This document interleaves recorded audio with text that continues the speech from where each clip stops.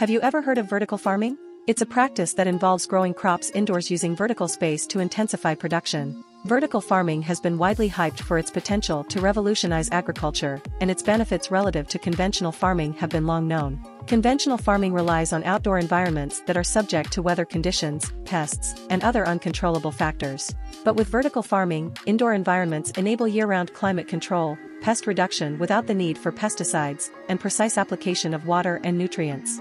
Vertical farming also allows for increased production per acre and the siting of farms close to urban areas, reducing distribution times and getting fresher food to customers more quickly. However, the main drawback of vertical farming is cost, as farming at scale requires specialized knowledge and expertise. Many startups have failed to consistently produce high-quality food while reducing costs, resulting in a graveyard of failed vertical farming ventures. But there's one Silicon Valley startup that has managed to overcome these challenges and secure significant funding. That startup is Plenty.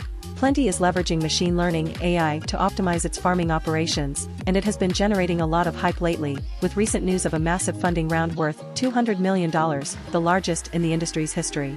The company has secured funding from a range of investors, including Jeff Bezos's investment firm.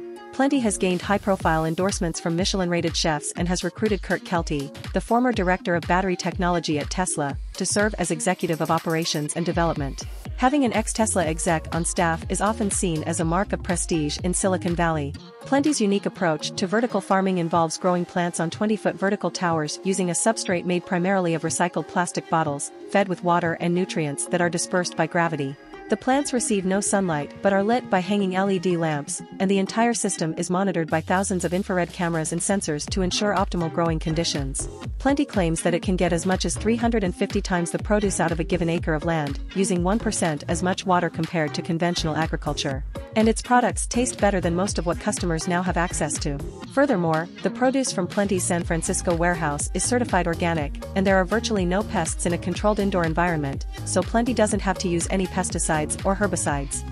Plenty is planning to build a 100,000 square foot vertical farm in Kent, Washington, that is expected to produce 4.5 million pounds of greens annually.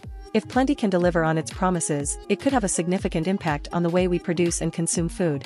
Vertical farming, with its potential to produce large amounts of fresh produce with minimal water and space, could offer a more sustainable and efficient alternative to traditional agriculture. And by locating its farms close to major cities, Plenty could significantly reduce the environmental impact of transporting food over long distances.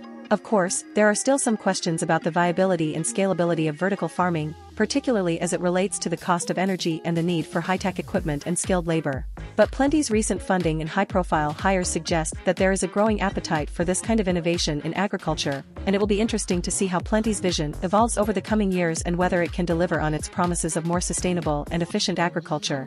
Now, if you have any thoughts about this topic that you think would be constructive and helpful, then dive down to the comments section below and leave your thoughts there.